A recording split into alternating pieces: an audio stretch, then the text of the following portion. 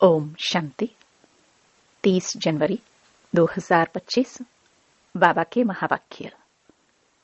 मीठे बच्चे, इस पुरानी दुनिया में कोई भी सार नहीं है, इसलिए तुम्हें इससे दिल नहीं लगानी है। बाप की याद टूटी तो सजा खानी पड़ेगी। प्रश्न: बाप का मुख्य डायरेक्शन क्या है? उसका उल्लंघन क्यों होता है? उत्तर: बाप का डायरेक्शन है, किसी से सेवा मत लो, क्योंकि तुम खुद सर्वेंट हो। परंतु देह अभिमान के कारण बाप के इस डायरेक्शन का उल्लंघन करते हैं। बाप कहते, तुम यहाँ सुख लेंगे तो वहां का सुख कम हो जाएगा। कई बच्चे कहते हैं, हम तो इंडिपेंडेंट रहेंगे, परंतु तुम सब बाप पर डिपेंड करते हो। गीत: दिल का सहारा टूट न जाए। ओम शांति। शिव भगवानुवाच अपने सालिग्रामों प्रति। शिव और सालिग्राम को तो सब मनुष्य जानते हैं, दोनों निराकार है। अब श्री कृष्ण भगवानुवाच कह नहीं सकते, भगवान एक ही होता है। तो शिव भगवानुवाच किसके प्रति? रूहानी बच्चों प्रति। बाबा ने समझाया है, बच्चों का अब कनेक्शन है ही बाप से, क्योंकि पतित पावन ज्ञान का सागर स्वर्ग का वर्षा देने वाला तो शिव बाबा ही ठहरा। याद भी उनको करना है। ब्रह्मा है उनका भाग्यशाली रथ द्वारा ही बाप वर्षा देते हैं। ब्रह्मा वर्षा देने वाला नहीं है, वह तो लेने वाला है। तो बच्चों को अपने को आत्मा समझ बाप को याद करना है। मिसला समझो, रथ को कोई तकलीफ होती है, वह कारणे अकारणे बच्चों को मुरली नहीं मिलती है, तो बच्चों का सारा अटेंशन जाता है शिव बाबा तरफ। वह तो कभी बीमार पड़ नहीं सकते। बच्चों को इतना ज्ञान मिला है, वह भी समझा सकते हैं। प्रदर्शनी में बच्चे कितना समझाते हैं। ज्ञान तो बच्चों में है ना। हर एक की बुद्धि में चित्रों का ज्ञान भरा हुआ है। बच्चों को कोई अटक नहीं रह सकती। समझो, पोस्ट का आना जाना बंद हो जाता है, स्ट्राइक हो जाती है, फिर क्या करेंगे? ज्ञान तो बच्चों में है, समझाना है। सत्युग था, अब कलयुग पुरानी दुनिया है। गीत में भी कहते हैं, पुरानी दुनिया में कोई सार नहीं है, इनसे दिल नहीं लगानी है, नहीं तो सजा मिल जाएगी। बाप की याद से सजाएं कटती जाएंगी। ऐसा न हो बाप की याद टूट जाए, फिर सजा खानी पड़े और पुरानी दुनिया में चले जाए। ऐसे तो ढेर गए हैं जिनको बाप याद भी नहीं है। पुरानी दुनिया से दिल लग गई, जमाना बहुत खराब है। कोई से दिल लगाई तो सजा बहुत मिलेगी। बच्चों को ज्ञान सुनना है, भक्ति मार्ग के गीत भी नहीं सुनने हैं। अभी तुम हो संगम पर, ज्ञान सागर बाप द्वारा तुमको संगम पर ही ज्ञान मिलता है। दुनिया में यह किसको पता नहीं है कि ज्ञान सागर एक ही है। वह जब ज्ञान देते हैं तब मनुष्यों की सद्गति होती है। सद्गति दाता एक ही है, फिर उनकी मत पर चलना है। माया छोड़ती कोई को भी नहीं है।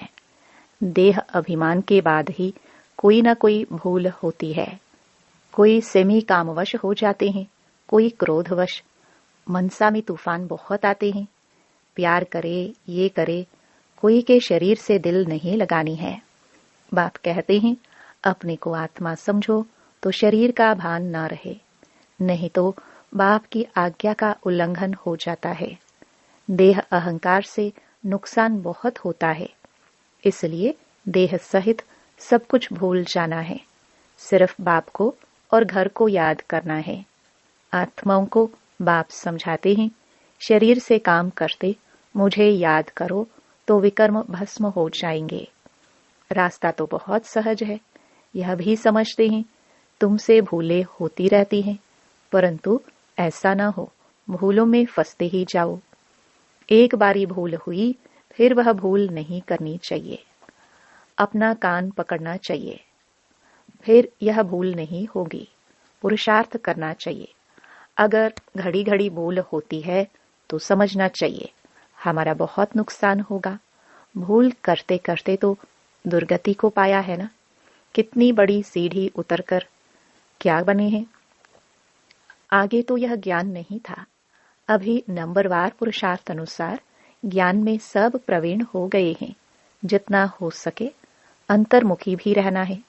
मुख से कुछ कहना नहीं है। जो ज्ञान में प्रवीण बच्चे हैं वह कभी पुरानी दुनिया से दिल नहीं लगाएंगे। उनकी बुद्धि में रहेगा, हम तो रावण राज्य का विनाश करना चाहते हैं। यह शरीर भी पुराना रावण संप्रदाय का है, तो हम रावण संप्रदाय को क्यों याद करें। एक राम को याद करें, सच्चे पतिव्रता बने ना। बाप कहते हैं, मुझे याद करते रहो तो तुम्हारे विकर्म विनाश हो जाएंगे। पतिव्रता अथवा भगवान व्रता बनना चाहिए। भक्त भगवान को ही याद करते हैं कि हे भगवान, आकर हमें सुख शांति का वर्षा दो। भक्ति मार्ग में तो कुर्बान जाते हैं, बलि चढ़ते हैं। यहाँ बलि चढ़ने की बात तो है नहीं। हम तो जीते जी मरते हैं, गोया बलि चढ़ते हैं। यह है जीते जी बाप का बनना, क्योंकि उनसे वर्षा लेना है, उनकी मत पर चलना है। जीते जी बलि चढ़ना, वारी जाना वास्तव में अभी की बात है। भक्ति मार्ग में वह फिर कितना जीव घात आदि करते हैं। यहाँ जीव घात की बात नहीं। बाप कहते हैं, अपने को आत्मा समझो, बाप से योग लगाओ, देह अभिमान में नहीं आओ। उठते बैठते बाप को याद करने का पुरुषार्थ करना है। 100% तो कोई हुआ नहीं है, नीचे ऊपर होते रहते हैं, भूले होती हैं। उस पर सावधानी नहीं मिलेगी तो भूले छोड़ेंगे कैसे। माया किसको भी छोड़ती नहीं है। कहते हैं, बाबा हम माया से हार जाते हैं, पुरुषार्थ करते भी हैं, फिर पता नहीं क्या होता है। हमसे इतनी कड़ी भूले पता नहीं कैसे हो जाती हैं। समझते भी हैं ब्राह्मण कुल में इससे हमारा नाम बदनाम होता है, फिर भी माया का ऐसा वार होता है जो समझ में नहीं आता। देह अभिमान में आने से जैसे बेसमझ बन जाते हैं। बेसमझी के काम होते हैं तो ग्लानि भी होती, वर्षा भी कम हो जाता। ऐसे बहुत भूले करते हैं। माया ऐसे जोर से थप्पड़ लगा देती है जो खुद तो हार खाते हैं और फिर गुस्से में आकर किसको थप्पड़ व जूता आदि मारने लग पड़ते हैं, फिर पश्चाताप भी करते हैं। बाबा कहते हैं कि अब तो बहुत मेहनत करनी पड़े। अपना भी नुकसान किया तो दूसरे का भी नुकसान किया, कितना घाटा हो गया। राहु का ग्रहण बैठ गया। अब बाप कहते हैं, दे दान तो छूटे ग्रहण। राहु का ग्रहण बैठता है तो फिर वह टाइम लेता है। सीढ़ी चढ़कर फिर उतरना मुश्किल होता है। मनुष्य को शराब की आदत पड़ती है तो फिर वह छोड़ने में कितनी मुश्किलात होती है। सबसे बड़ी भूल है काला मोह करना। घड़ी घड़ी शरीर याद आता है, फिर बच्चे आदि होते हैं तो उनकी ही याद बनी रहती है। यह फिर दूसरों को ज्ञान क्या देंगे, उनका कोई सुनेंगे भी नहीं। हम तो अभी सबको भूलने की कोशिश कर एक को याद करते हैं। इसमें संभाल बहुत करनी पड़ती है। माया बड़ी तीखी है। सारा दिन शिव बाबा को याद करने का ही ख्याल रहना चाहिए। अब नाटक पूरा होता है, हमको जाना है, यह शरीर भी खत्म हो जाना है। जितना बाप को याद करेंगे तो देह अभिमान टूटता जाएगा और कोई की भी याद नहीं होगी। कितनी बड़ी मंजिल है। सिवाय एक बाप के और कोई के साथ दिल नहीं लगानी है, नहीं तो जरूर वह सामने आएंगे, वैर जरूर लेंगे। बहुत ऊंची मंजिल है। कहना तो बड़ा सहज है, लाखों में कोई एक दाना निकलता है। कोई स्कॉलरशिप भी लेते हैं ना, जो अच्छी मेहनत करेंगे जरूर स्कॉलरशिप लेंगे। साक्षी हो देखना है कैसे सर्विस करता हूँ।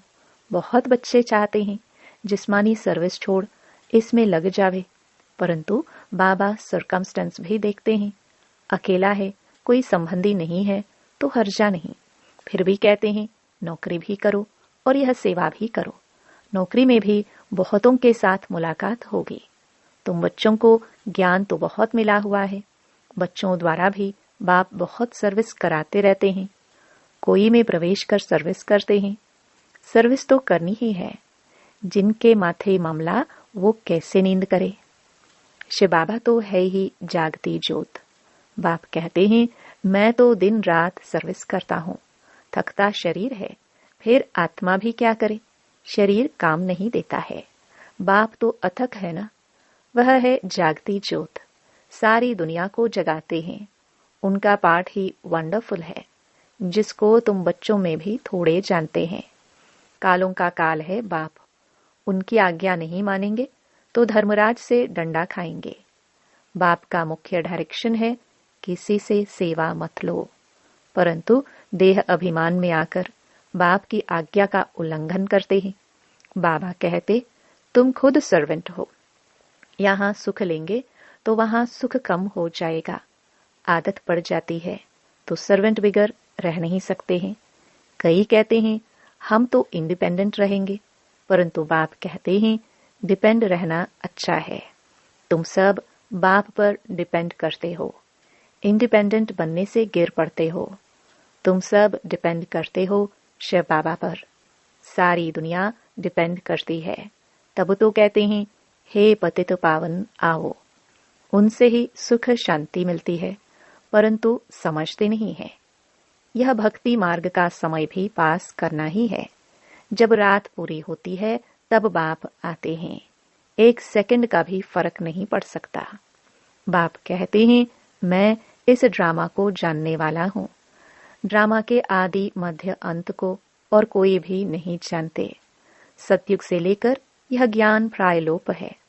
अभी तुम रचयिता और रचना के आदि मध्य अंत को जानते हो। इसको ही ज्ञान कहा जाता है। बाकी सब है भक्ति। बाप को नॉलेजफुल कहते हैं। हमको वह नॉलेज मिल रही है। बच्चों को नशा भी अच्छा होना चाहिए, परंतु यह भी समझते हैं कि राजधानी स्थापन होती है।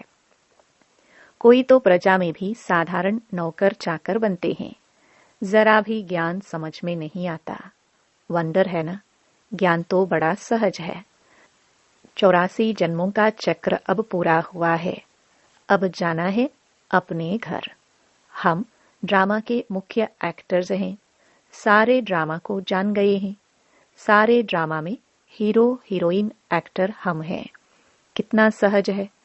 परंतु तकदीर में नहीं है तो तदबीर भी क्या करे। पढ़ाई में ऐसा होता है, कोई नापास हो जाते हैं। कितना बड़ा स्कूल है। राजधानी स्थापन होनी है। अब जितना जो पढ़ेंगे बच्चे जान सकते हैं हम क्या पद पाएंगे।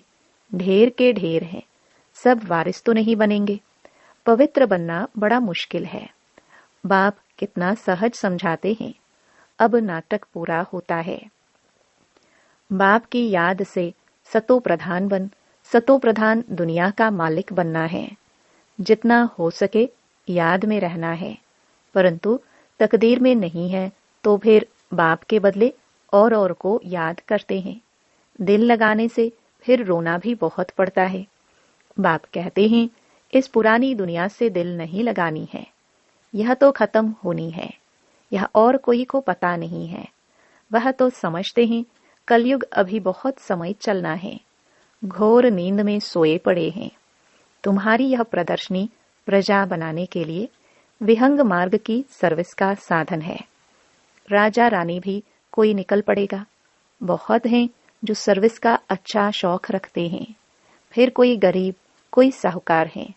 औरों को आप समान बनाते हैं। उनका भी फायदा तो मिलता है ना। अंधों की लाठी बनना है। सिर्फ यह बतलाना है कि बाप और वर्षे को याद करो। विनाश सामने खड़ा है। जब विनाश का समय नजदीक देखेंगे तब तुम्हारी बातों को सुनेंगे। तुम्हारी सर्विस भी वृद्धि को पाती जाएगी। समझेंगे बरोबर ठीक है। तुम रड़िया तो मारते रहते हो कि विनाश होना है। तुम्हारी प्रदर्शनी, मेला, सर्विस वृद्धि को पाती रहेगी। कोशिश करनी है कोई अच्छा हॉल मिल जाए। किराए देने के लिए तो हम तैयार हैं। बोलो तुम्हारा और ही नाम बाला होगा। ऐसे बहुतों के पास हॉल पड़े होते हैं।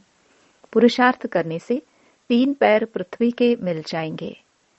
जब तक तुम छोटी छोटी प्रदर्शनी रखो, शिव जयंती भी तुम मनाएंगे तो आवाज होगा। तुम लिखते भी हो, शिव जयंती की छुट्टी का दिन मुकर्रर करो। वास्तव में जन्मदिन तो एक का ही मनाना चाहिए, वही पतित पावन है।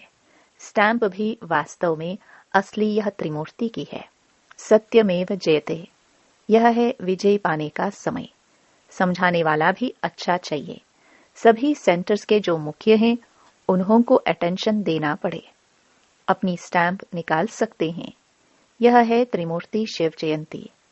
सिर्फ शिव जयंती कहने से समझ नहीं सकेंगे। अब काम तो बच्चों को ही करना है।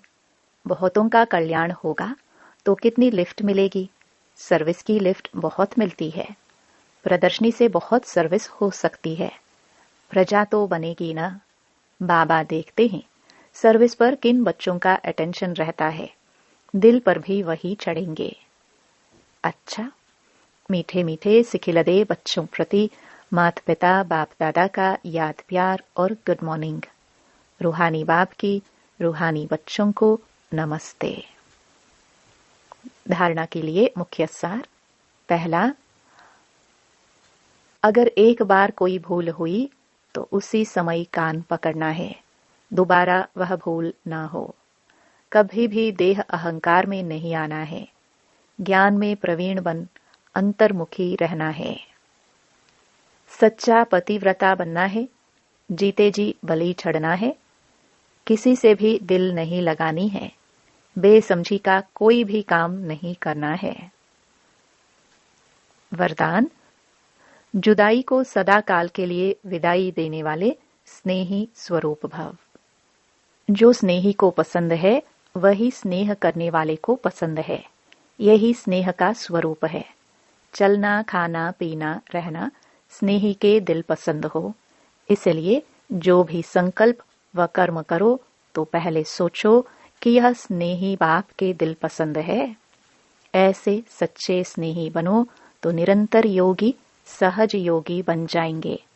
यदि स्नेही स्वरूप को समान स्वरूप में परिवर्तन कर दो तो अमर भव का वरदान मिल जाएगा और जुदाई को सदा काल के लिए विदाई मिल जाएगी। स्लोगन, स्वभाव इजी और पुरुषार्थ अटेंशन वाला बनाओ। अपनी शक्तिशाली मनसा द्वारा सकाश देने की सेवा करो। जैसे बीज में सारा वृक्ष समाया रहता है, ऐसे संकल्प रूपी बीज में सारे वृक्ष का विस्तार समा जाए, तब संकल्पों की हलचल समाप्त होगी। जैसे आजकल दुनिया में राजनीति की हलचल, वस्तुओं के मूल्य की हलचल, करेंसी की हलचल, कर्म भोग की हलचल, धर्म की हलचल बढ़ती जा रही है। उस हलचल से स्वयं को व सर्व को बचाने के लिए मन बुद्धि को एकाग्र करने का अभ्यास करते सकाश देने की सेवा करते रहो। ओम शांति।